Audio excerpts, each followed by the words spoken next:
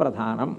చెయ్యవలసిన పూజ పరమ భక్తితో తనకున్న దానితో చేస్తాడు. ఈశ్వరుడు ఇన్ని పదార్థములితే అని ఎప్పుడూ అనడవు.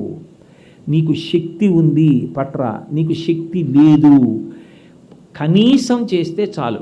శివుడికి మారేడు దళం, నారాయణుడికి తులసి దళం. అది కూడా ఈ రెండిటికి ఉన్న గౌరవం ఏమిటంటే మీరు అప్పటికప్పుడు కోసి తేవాలని నియమం లేదు. ఎండిపోయినవైనా పూజ చేసుకోవచ్చు. మిగిలిన వారికి అక్షత చాలు అంది శాస్త్రం. మిగిలిన వారందరికీ కూడా కేవలం అక్షత. అంటే నేను పరమ కింద పూజ, మనసు నిండా భక్తి ఉండి చేయడానికి ఎక్కువ పదార్థం తేలేని వారు కూడా పూజ చేయవచ్చు. చిన్న పళ్ళెంలో ఇవి పెట్టుకుని పూజ చేసేసి ఇవి తీసేసి ఒక భరిణిలో పెట్టి మూత పెట్టేస్తారు. మూత పెట్టేసి తీసుకెళ్ళి ఎక్కడో ఓ గూట్లో పెట్టేసుకుంటాడు. పెట్టుకుని పూజ పూర్తి అయిపోయింది, వెళ్ళిపోతాడు.